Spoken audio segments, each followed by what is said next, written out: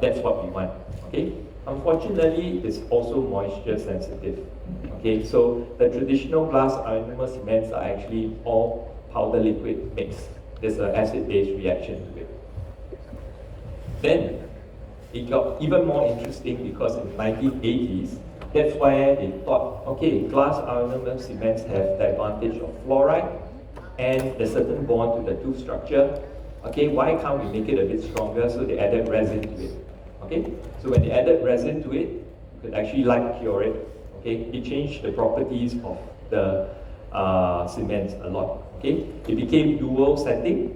Okay, meaning you can use light, your light cure to set, or by not curing, not using a light, it will set by itself. Okay, useful for cementing crowns under metal crowns because you can't get light underneath it. Okay, so there's a setting reaction to it. Acid base, improves strength, and so on.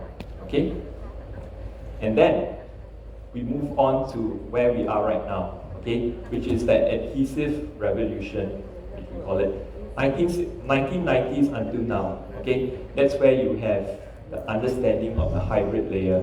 Okay, this complex interface of your dentine, which is not only the collagen fibers as well, but the matrix as well, and how to integrate that matrix into interface that allows bonding. Okay, that's where it came in. Adhesive revolution. Resin cements, it became a micro-mechanical as well as a chemical bond. So the bond became very strong. Okay, its strength is there, low solubility. So because our mouth is full of saliva, okay, we worry about cements leaking. But in the past, zinc phosphate cements, they leak. That's why restorations dislodge or break off. Unfortunately, because of all this, it's more technique sensitive. Meaning, when we are using resin cements, we are very careful to make sure that the surface is not contaminated with saliva, with blood, and so on. Okay, right. So this is just a quick example of this little hybrid layer we always talk about. Okay, so this is where we are right now. This adhesive revolution using resin cements. Okay,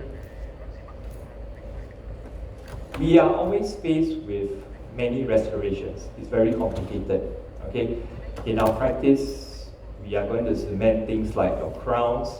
Even within crowns, we have different type of crowns. Okay, your full ceramic crowns, you have zirconia crowns, porcelain fused metal crowns, and not only that, you also have inlays, onlays, and so on.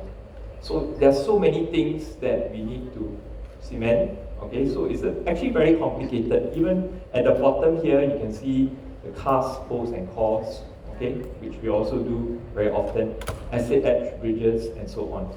Okay, so we are faced with a complex, or rather, we are faced with many choices. Okay, so there are many different surfaces.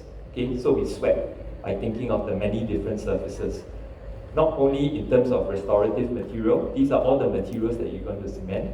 You have your lithium disilicates, okay, your glass ceramics, your composites, your metal alloys, and I mentioned earlier posts as well, fiber posts, metal posts, and so on.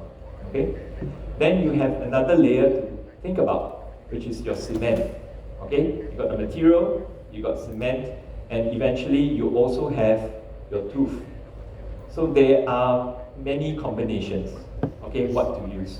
Okay? So these are, even among in tooth itself, you have enamel, you have dentine, and then if you have your post and core inside, you have post and core, and now with implant dentistry, you have titanium as well. So what to use?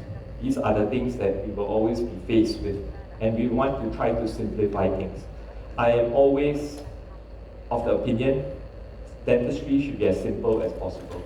Okay? Keep things as simple as possible. Okay?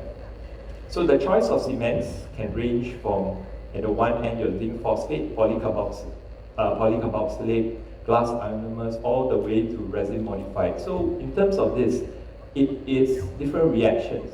Okay? The ones that you see on the pink side, these are acid-base reactions. Okay? In water. when you move on to this side, the middle portion, which is your resin modified glass ionomer, is actually a hybrid of the two. We try to link the two together. So you have polymerization or your metacrillate monomers. Okay, that's where the chemistry comes in. Then you have things like it's self-curing, it cures by itself, you don't have to use the light, until the when, and then in the middle you have a dual cure, right? And finally there's purely light cure. Okay? You have how it is cemented or attached to the tooth is based on either macro-mechanical retention. Okay, this would mean roughness of the surface of the tooth. Okay, after you prepare the tooth, it's a bit rough, so it attaches to it. Then you have some ionic bond, okay, which is a weak bond, okay, typical for glass ionomer cements. Then you have your micro-mechanical chemical bond to the tooth and functional units because of the chemistry of the cements. And also you have this ability to bond using adhesive, using primers and so on, okay, to improve the bond, okay. So if you look at this, it's very complicated. There are many options you have, okay. But if you look at it also from a bird's eye point of view, you can see that the ones on your left side would be the traditional, more the traditional cements. Okay, your zinc phosphates are glass ionomer. It's easy to use, easy to mix, easy to fit. But when it moves on to the right side, where you need the bond, chemical bond, that's where it gets a bit more technique sensitive. Okay, so knowing this in mind, then we can decide, okay, these are the cements, these are your tools which you have to cement your restorations. What can you do with it? Okay. So cement properties as well, something that we must all be aware of. Okay, this goes back to dental school days. Okay, when we were dental students, what do we need to know? And it's also something which I teach my dental students. Okay, blood zinc phosphate all the way. It's a spectrum. Okay, when you look at this spectrum, you think of bond strength, mechanical strength, solubility, resistance, aesthetics. It goes from low, from the zinc phosphate, and all the way to very high for the adhesive. So it's on a range, okay? But obviously, if another way we look at it, we also look at things like how easy it is to use, okay? The economics of it, how much it costs. Okay, we are always concerned with cost as well, all right? So cost is a real thing. Traditional cements are usually cheaper. The new resin cements, I'm sure you have seen at the exhibitors, all cost a bit more. Okay, so we need to balance of this. So these are some of the considerations that we have. Okay, so this is just a bird's eye picture of all the cements you have. Obviously, within the cements, there will be different brands that fit into it. Okay, right. So the rationale for using cements. When do you use what type of cements? Okay, I base it on this picture here, the one you see on the left side. Okay, resistance and retention form. Okay, if the diagram on the top, okay, is low resistance, low retention. You see where the prep is, it's just a little bulge, round thing. When you think about it, it doesn't retain the crown, it can drop off. The bottom one is a crown preparation, you got a tall tooth height, very good. Okay, so these are the things which I look at, and at the same time, we also look at material strength. Ideally, you have a strong material and you have a good preparation, then honestly, what I would say is that it doesn't matter what cement you use, because the resistance and retention form from your prep will hold the crown in place. You just need a cement to hold it there. Okay? But when you are faced with poor resistance and retention form, right, and the material is not so strong, then you need other cements to help you. So the other category of cements, resin cements, usually will cover all that. Okay? But I'm saying that even if your practice is just only resin cements, it will still work. Okay? But I would normally think about it in terms of resistance, retention form, and the material strength. The bottom part shows you the material strength. Strong materials that you will have would be your porcelain fused to metal crowns, full metal crowns, zirconia, those are very, very strong. Okay, the weaker materials, or not so strong, even though they are strong, would be your glass ceramics, your lithium disilicates, EMAX, and so on. So this is the material. Okay, so this will have bearing in terms of which cement we will use. Okay. Recommended preparation for conventional crowns. If you look at this is a normal crown prep for molar, based on the article by Goodacre back in the 2000. It hasn't changed very much. If you got a height of about 4 millimeters for molar height of the tooth, the prep, you're actually quite good. But not only the prep, the height. The other thing that you need to consider is the taper. How much you prep. Okay? Ideally, the convergence angle, which is the taper of the tooth, about 10 to 20, you are good. Okay? When you do that, you're kind of in a very safe zone for the molar. Okay? Molar is one thing, anterior teeth is probably a bit slightly different, but similar concepts. Okay? But in reality, when we look at real-world studies, we find that when they actually prepare teeth, very seldom do you have a convergence angle of 10 to 20. Most of the time, people over-prepare the teeth a bit more, 26% or more, or even worse. Some of my dental students prepare too much. Okay? Then what it means is the crown may not be so retentive, so very few will prepare teeth that are of adequate retention, resistance and retention from. Okay? So then cements play a part if the preparation may not be so ideal, so good. So question is always asked, to bond or not to bond? That is the question. Okay? Meaning, if you have a case that requires all these that you see in front of you, all right, you like fluoride, you want to be able to retrieve it, maximize intraoral use, economics, expensive, then you can consider conventional cements, your zinc phosphate, your glass armour cements. Okay, but the material has to be strong. Okay, and your prep must be retentive. Okay. But on the other side, if the preparation compromised tooth itself is not retentive, then materials are not so strong, then you will need to use things like your resin cement. Okay? So the prerequisite is you need to isolate. That means because it's a more complicated procedure, right? You need to be able to control the moisture. Okay? So these are some of the considerations that you need to, which I will consider. So, dental cement selection guide, okay?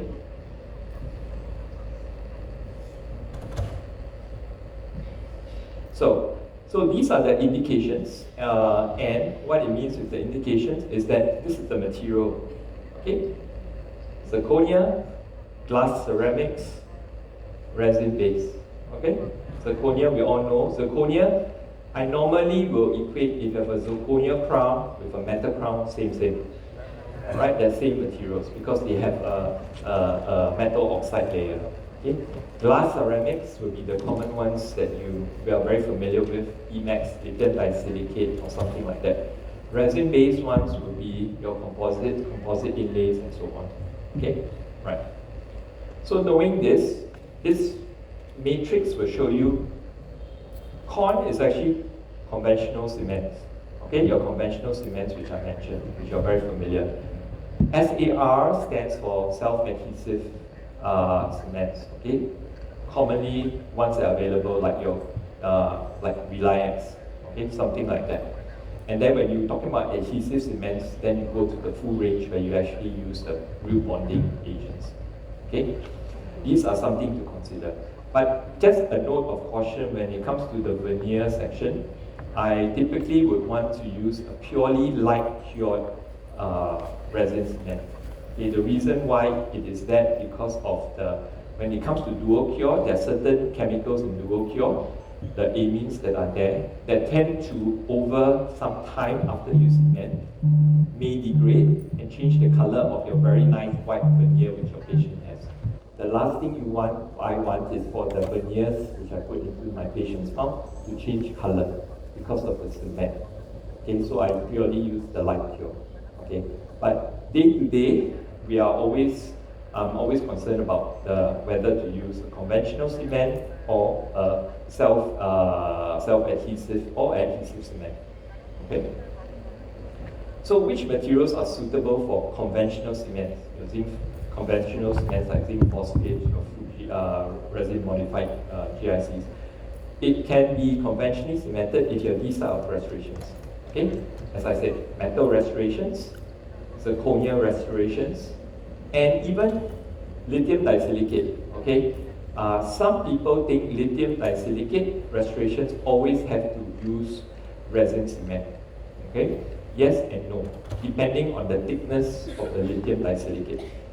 Because sometimes, because of the strength of lithium, if it's actually more than 1 millimeter thick, your preparations allow you to, I would normally just use a simple conventional cement like a resin modified GIC.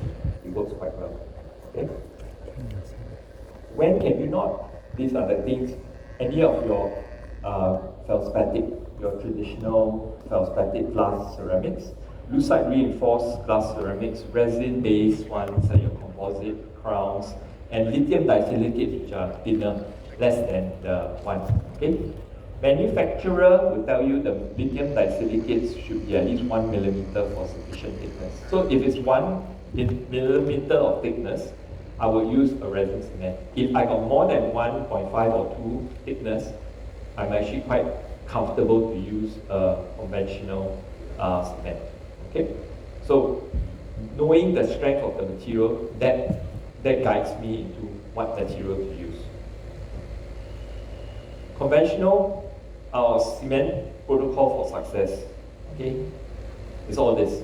Okay, we cannot skip this if we want to ensure that we are the cement, the crown that I cement in will stay. Okay, because the surface needs to be treated. So you can look at it into the clinical preparation of the tooth. You need to clean, isolate, try in the crown, and so on. Okay, I shall go through all these steps one by one. So you can follow me along the way.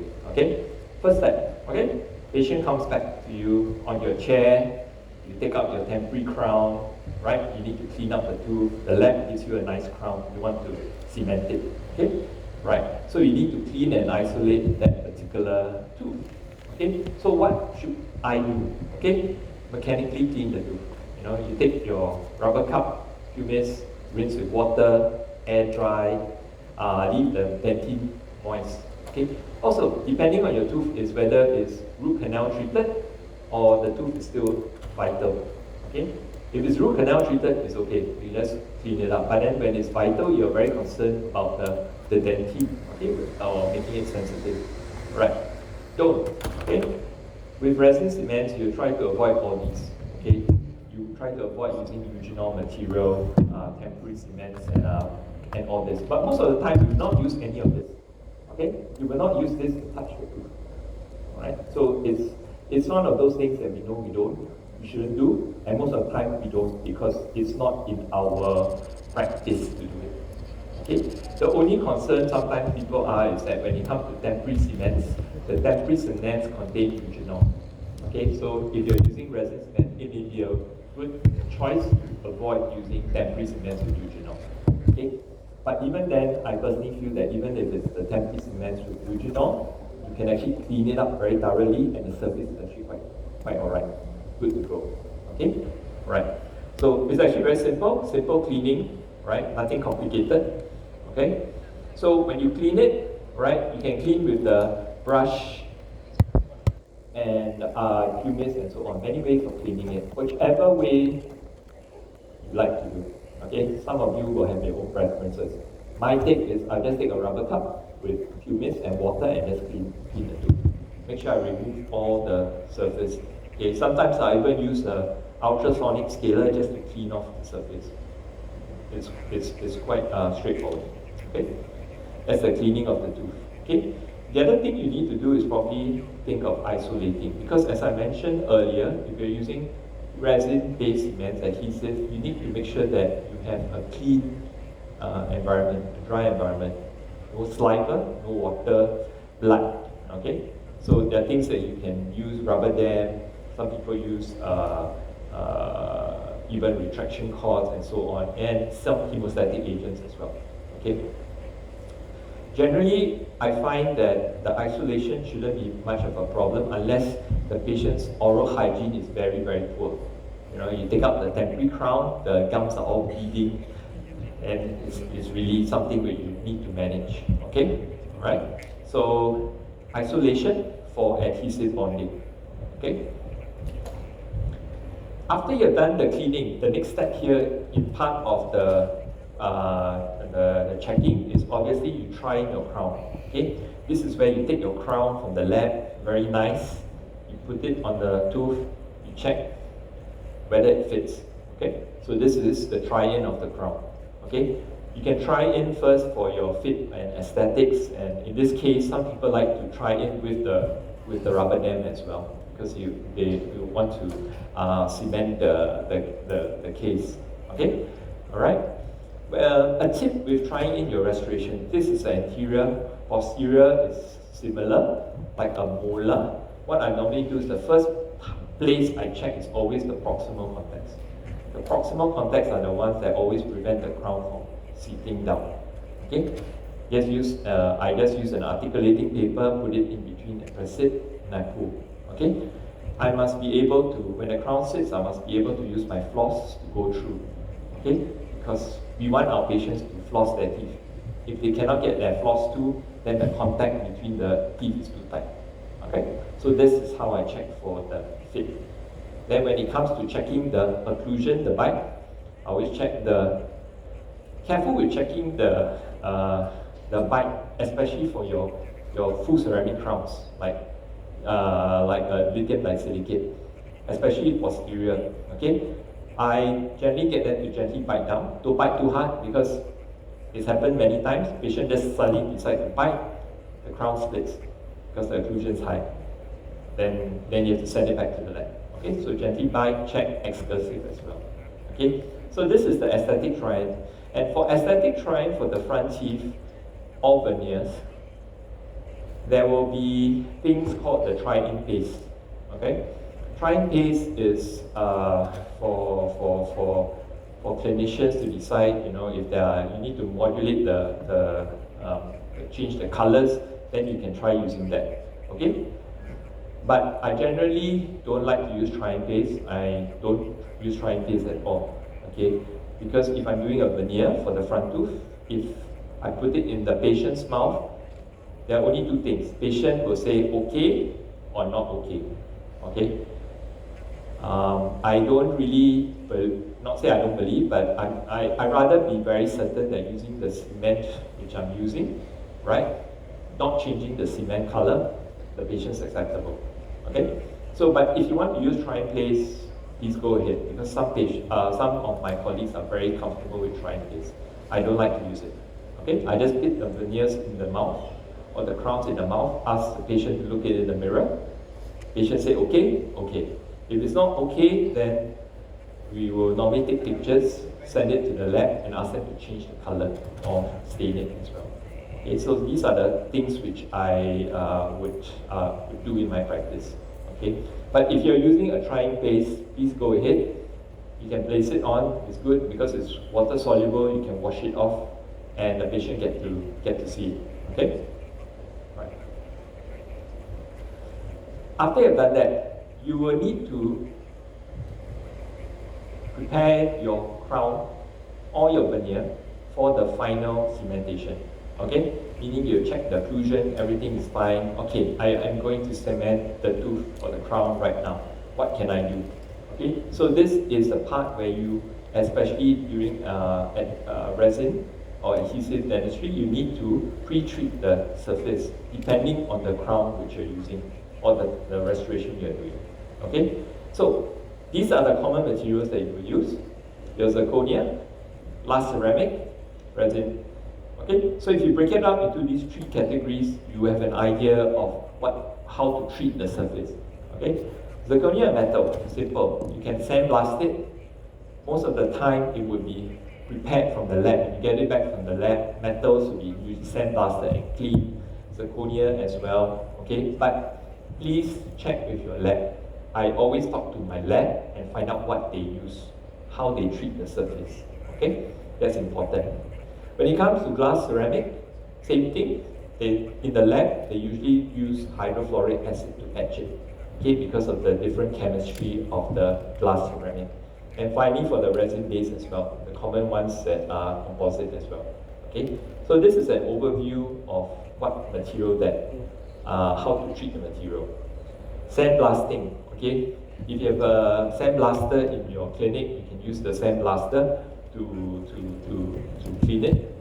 And a tip is that if you have a bridge, right, and you only want to sandblast a certain area, you can use things like a Teflon just to cover like the pontic itself, also cover certain areas so that when you sandblast, it only goes to the area which you want. You don't roughen the rest of the other surface. Okay, so the sandblasting is a way to treat the surface, to prepare the surface, especially for metals and zirconia. Okay, the thing about zirconia is you need to roughen the internal surface because for the bond.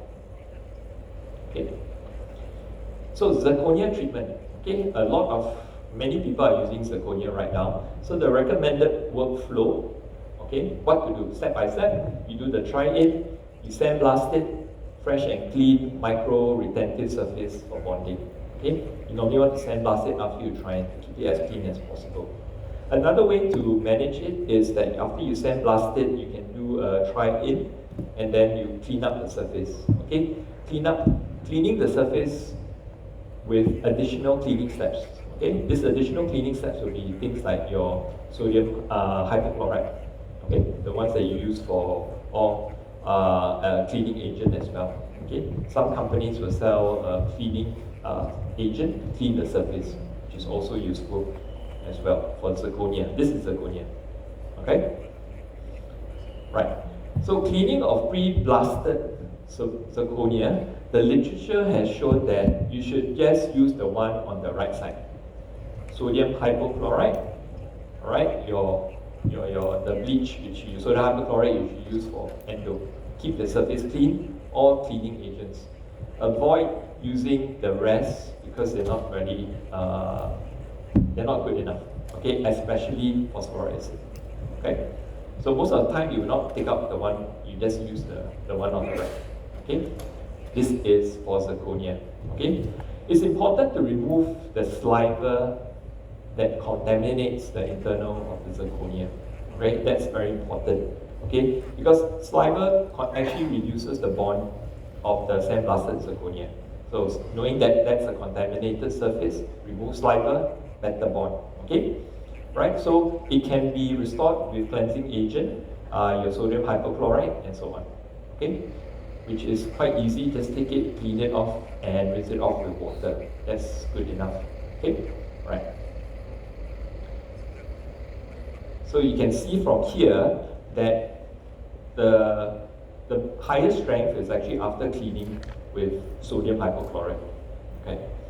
Next, when you're working with glass ceramic, your lithium disilicates, you need to use hydrofluoric acid, right? Which is a very caustic acid, strong acid. It's a very strong acid. So you have to be very careful when you use it.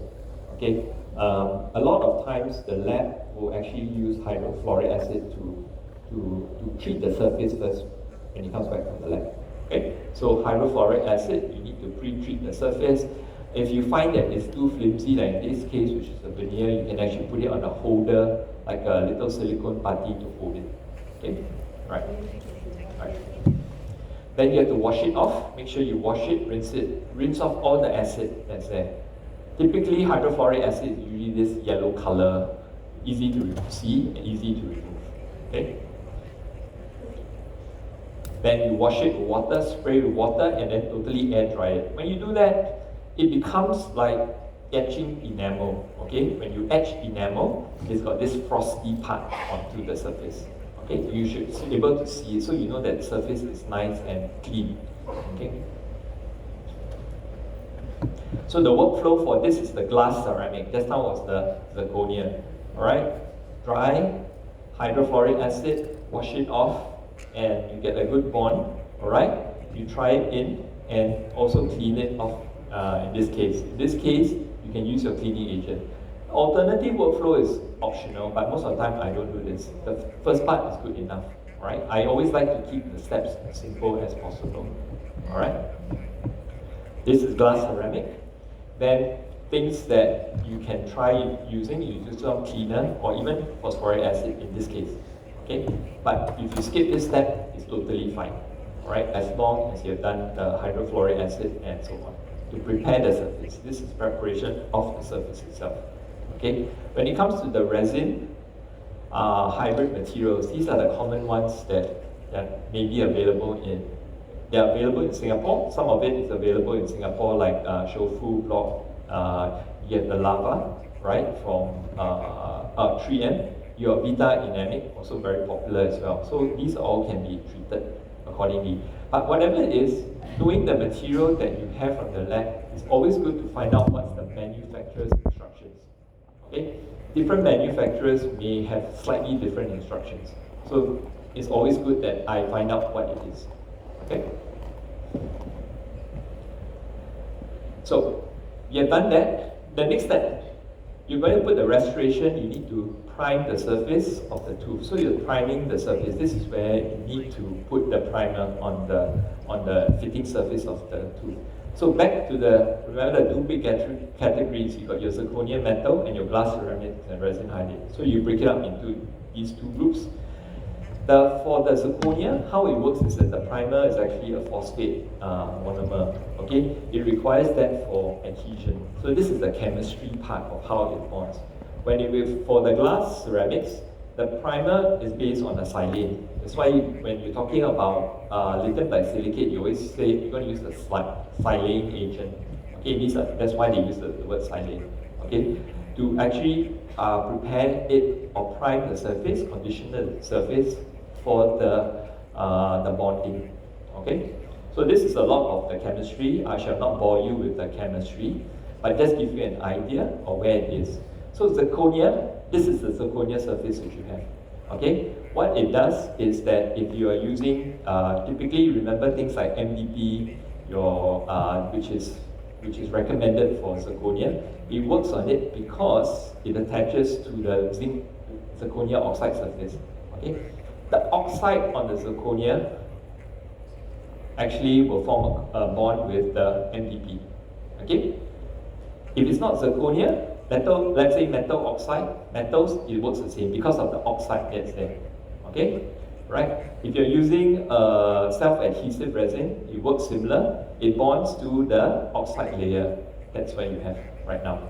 Okay, so typically examples of this is your MDP or a self-adhesive resin. Okay, and the ends which you see, the yellow part, is the free ends that stick out. That's where the cement bonds to. Right, cement bonds to that area, to the tooth. Okay, while in this case, phosphoric acid, in this case, will actually will block the bond to it. That's why you don't use phosphoric acid to treat the surface of the zirconia. Okay, so no phosphoric acid. So anyway, forget about phosphoric acid. Most of the time, you don't use it. Okay, normal treatment for the surface, sandblast it, put on your primer, right, and the self-adhesive. Okay, so there are a few ways to do it for zirconia. So this is the chemistry of how it bonds to your surface of your zirconia. All right. So the bond strength of zirconia, okay, is actually pretty high if you use the self-adhesive and so on.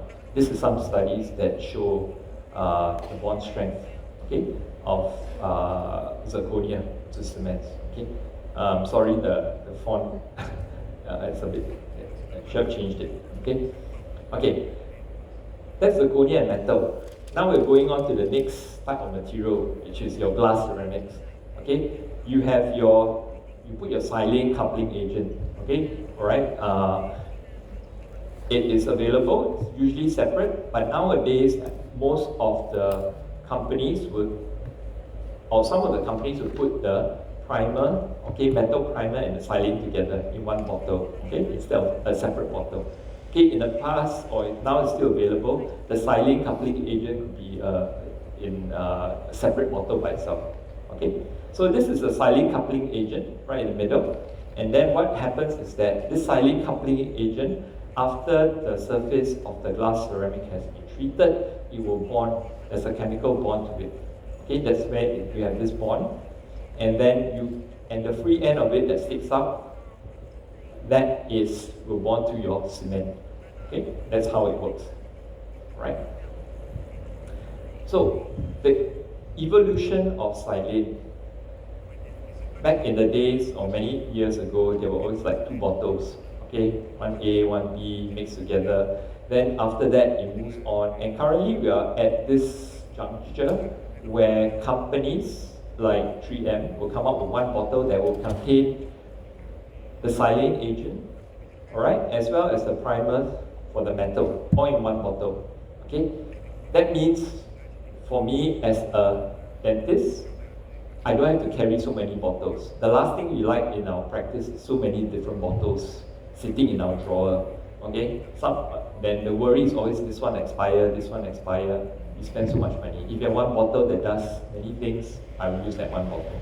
Okay, so it's moving towards that, and the science and chemistry behind all this is working towards that. All right, so now it's usually one bottle. So an example would be the 3M single bond universal. It's got the MDP. Remember, MDP is for zirconia, bonding or treating the surface of zirconia. Okay. At the same time, the third point, it has this silane function. All right, which means it can work on your glass ceramic.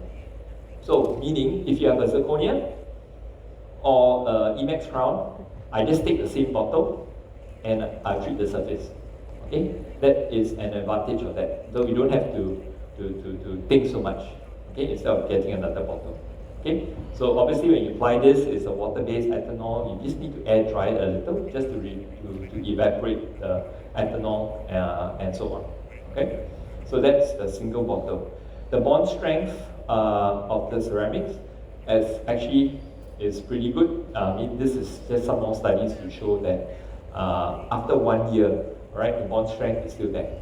Okay, it has deteriorated a bit as most things do degrade over time, but in this case may not be substantial enough for the crown to pop up. Okay, right. So it's looking at this. So the next thing which we need to know is that when the crown is retained, you want to pull it up and you just want to make sure that it retains itself. So this study, okay, back in Journal of Prosthodontics in 2018, actually shows that the cement that's used, in this case Reliax Ultimate, was the most straightforward to use, and excess cements were easily removed and so on. So advantage of using sub cements for retention of the crown. Okay.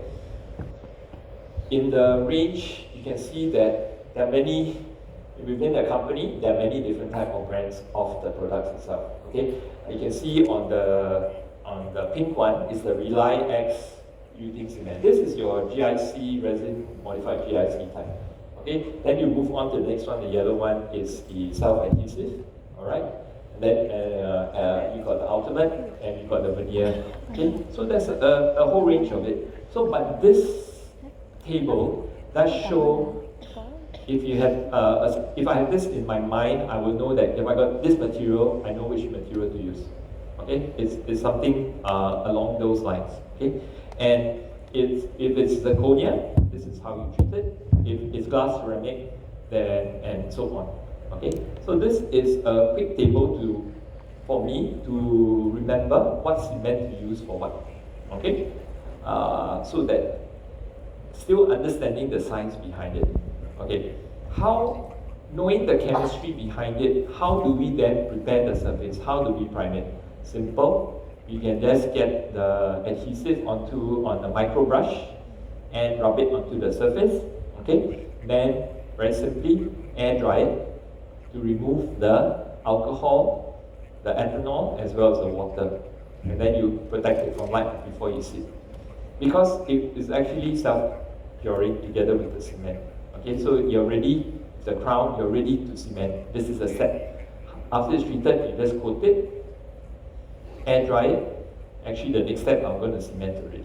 Okay, the last step of protecting its light is that if you are not ready to cement, but most of the time, that's the last thing you want to do. Okay, you may also want to prepare the surface of the tooth itself, all right, with etchant or primer. So this is the preparation. Remember, there are two parts to it. The crown and the tooth. Okay? They're working together. Right?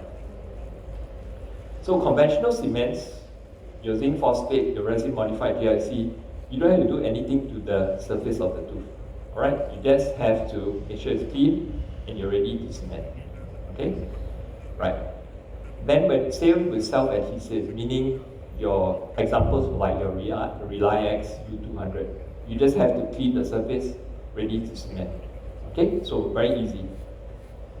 Actually, these type of the cements are the type which I like to use because I don't have to do much. Okay. When it comes to the adhesive, I want the bond, then you need to have all this ready. Okay. So you have to, as I mentioned, prime the surface of the tooth like the lithium disilicate or the veneer, and then you apply the cement or rather the primer as well as the bonding agent. Okay. All right. Whether we need to etch the tooth actually depends on what surface the tooth is. Okay, meaning if the tooth is a lot of enamel, like you're doing veneers for a patient, you hardly prep the tooth and you want to have a good bond, etching the enamel is wonderful. Okay, because it creates that micro mechanical porosities for the thing to work. When you're talking about dentine, most of the time we don't really want to etch the dentine. If we do, it's etch for a very short period of time. Okay, but more often than not, I don't, because most of the time now it's actually self-etching with the cement itself. Okay. So when it comes to this is another table to tell you how to treat the surface. Okay, whether to etch or not. So if you can see from the first line in terms of etching, right? Most of the time you don't etch, right? Until you reach maybe the veneers. Okay? Whether you prime or treat the surface of the dentine, as you see from here, you don't do it until you're using the full adhesive dentistry, okay, which is at the back. All right. So this is something to keep at the back of our minds. Okay. So how to condition the surface if you are conditioning? You need to put it on a little the brush, and you rub on the surface. Usually you rub on the surface for a good 10 to 20 seconds. Just gently rub so that you really almost like massage the primer into the dentine on the tooth surface itself. Okay? Right? And then after you have done that, you gently air dry that area for a good 5 seconds, 10 seconds. Just gently, don't blow dry it, but make sure you don't have pooling of the primer on that area. Okay? And then some systems require you to light cure. Okay, so please read the manufacturer's instructions. A lot of the systems nowadays don't require you to light cure the primer itself. Okay, so depending on that surface. So that's conditioning. So after that, now you are actually at the stage of cementing the crown into the patient's mouth. Okay, actual cementation step. This is where it's the critical part. There are a few delivery systems that are available. These are the common ones. It comes in a clicker, you put onto a mixing pad and you mix. Your nurse mix. Or it comes in a syringe and you deposit. Okay? Whichever your preference, both work equally well. Okay? I personally like the ones on the right one where I myself can control and deposit the cement there because I like to have a bit of control. Okay, if I leave it to my nurse, yes, my nurse are well trained, but if you get a new nurse who doesn't mix it properly, there are some concerns. Okay, right. So it's up to you. There are many delivery systems that are available out there, but these are the common ones. Okay, that are available: hand mix or the auto mix. Okay. And with the auto mix, especially for those who do root canal, restoration of root canal treated teeth, you want to put your cement into the canal to cement your post. There are special tips that are narrow that goes as far down as possible and you syringe. Okay, so this tip is very easy. You dispense it, see a little bit come out, then you cement your post. That's there. Okay, right. So the auto mix can do that. If you're doing the hand mix, you can't do that. There's no way of introducing it into the canal properly. And for hand mix, then you will end up using after you mix it, you take the post, you scoop up the cement, and then gently press it down. Okay? So now it comes to, after you coat it, you seat it in the patient's mouth, you're going to cement it, right? Cement it, you wait about, there are a few ways of doing it. For the cleanup, wait for 3 minutes, tag cure, or you can wipe off the thing. Okay? Okay, how I cement the crown is after I get the cement, I put the crown in, I gently press it down, I will wait for the cement to come up from the side. Okay? After that, I'll ask the patient to bite down, gently, hold it there, and ask the patient, does it feel okay? Okay? If the patient says it's okay, I know my crown is properly seated. Okay? I will not use my finger to press it down. I will not ask my patient to bite on cotton roll. No. I will just ask the patient, bite down. Okay? Hold it. Okay? After that, you can wait 3 minutes because it actually sets by itself. Okay? But I usually like to use the second one, the one in the middle. We call tag cure. Okay? Tag cure is a very a quick way to make sure it sets and remove the excess material from that area. Okay? Right. I shall talk about tag cure a bit more slightly in a few more slides. Okay? So depending on the cements that you use, in this case, my example would be the Rely X range of cements. The recommended is some say tag cure for 5 seconds, 2 seconds, 1 to 2, and so on. Okay? My take is usually I just tag cure everything 2 seconds. Okay? What is 2 seconds? When I tag cure 2 seconds is I will hold the light cure myself and I'll hold it over the side of the tooth and I'll go 1,000, 2,000. Okay? I'll swing it back and forth slowly. I'll count 1,000, 2,000. That's 2 seconds. If you count 2 seconds, 1, 2, that's less than 1 second. Okay, so 1,000, 2,000. Okay, after I've done that, on the buckle, I will swing over to the lingual side, if there's a lingual. 1,000, 2,000. Stop. Then I will then try to remove it. Okay, so 2,000 is 2. So tag cure it this way, alright? You turn it on, right? Depending on whatever light cure you have, you cure it this way for 2 seconds. I cure it for 2 seconds. Then after I've cured it for the 2 seconds, then I will use an Explorer probe to flick off. You'll find that usually it is quite, it's soft enough for you to break, but it comes out in one piece, which is what I want. So it's very clean. Okay?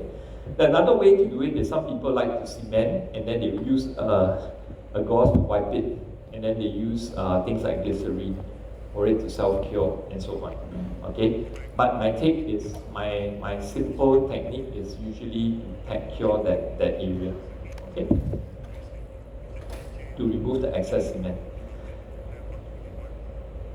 I generally don't like to use a blade to try to remove all the excess because it can cause a lot of, can cause abrasion. I like to remove it clean. So I try my best to make sure everything comes out as cleanly as possible. Okay? The other thing is after I've removed the cement on the buckle and the lingual, I'll always use my floss to go in the interproximal. Floss, I must hear that nice click. It goes down, and then I pull out from the side. I don't pull it back up. Okay?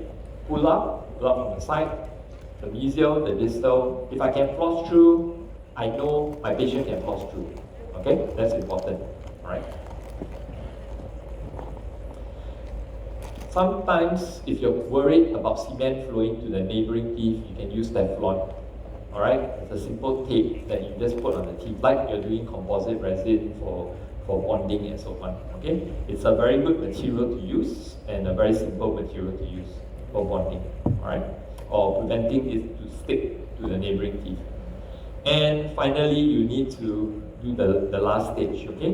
Which is the curing part of it. Alright? So the setting times based on this chart will be self-cure. Alright, remember when we cement a crown into the patient's mouth, the most you can cure is the margins. The light doesn't actually go into the crown itself most of the time, unless you have veneers. Okay, veneers are very thin, the light may go through and cure. Okay, that's why with veneers you do light cure. Alright? But for normal crowns, your zirconia, your light doesn't shine through. You depend on the self-curing of the cement itself. So these are the recommended self-curing itself for the different cements. Obviously, if you use other cements other than the RelyX group, you need to find out from the manufacturer's instructions roughly how long it takes. Okay? Right.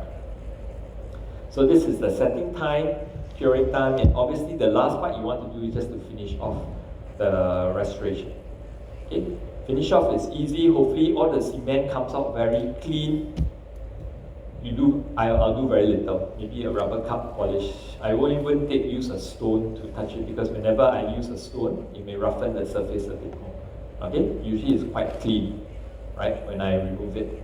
You can use like a rubber cup finish, you can use different wheels, up to you, to clean the surface. Anything that is not so abrasive on the tooth itself. Softlex is also a good option for this case, alright?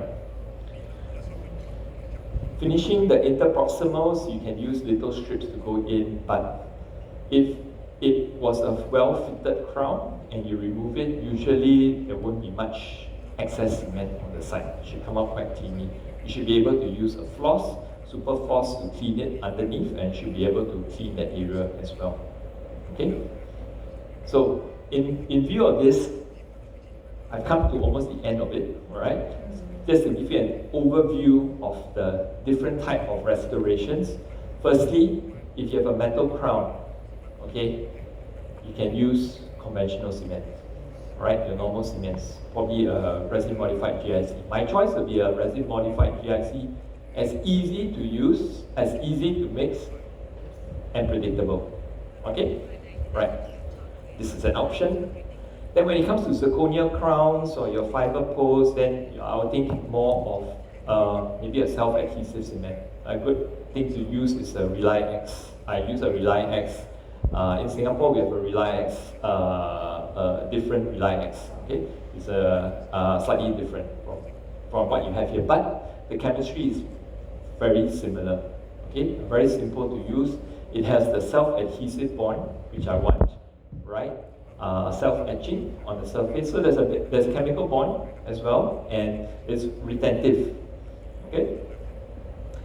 Then obviously, if you really want the chemical bond to the tooth, you know, you're using you're into bonding of ceramics, which is a thing that is very popular right now.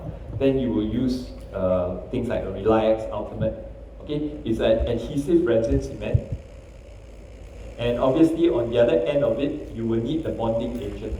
This is the bonding agent you need to do, not only to treat the material itself, but you also need to treat the tooth. So both surfaces need to be prepared so that the cement works cohesively, chemically, strong bond. That's what you want. Okay? But if you're using veneers, this is a different cement that you use. So if you think about it, this is the range of cements. In the back of your mind, you probably will be wondering, end of it, when I look at all this, I'll probably be toggling between the middle one, okay? Right? Occasionally, if your practice is very aesthetically driven, a lot of veneers, then you may have to stock up on the veneer cements, okay? But typically, you're between the zirconia, Emax, and so on, okay? Right? So this is a quick overview. So things like this, where patients come in with aesthetic demand, okay? They want, doc, I want you to make me look pretty again, young again, okay? This is where we need to have the required preparation, all right? Understanding the biology and the way we prepare, treat the teeth, and hopefully with the right choice of cements, we'll end up with something like that. These are the veneers which have been in my patient's mouth for almost 10 years already. Alright? So initially she started off with the picture which you saw. Okay? So something like that, because if you are able to control the preparation, right? And then when it comes back to the cementation, we are able to control all that, make sure it's clean, isolated, choose the right cements for the right purpose. You can end up with a long-lasting restoration. which we do not have to redo, hopefully, right? And patients are satisfied. Okay?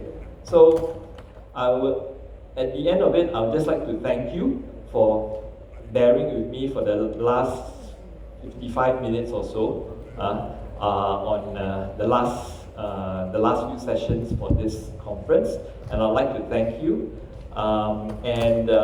I'd just like to say that, if there's anything, you can always, if you have questions to ask me, you can always drop me an email, right? This is my email, my work email at NUS, all right? And yeah, thank you very much.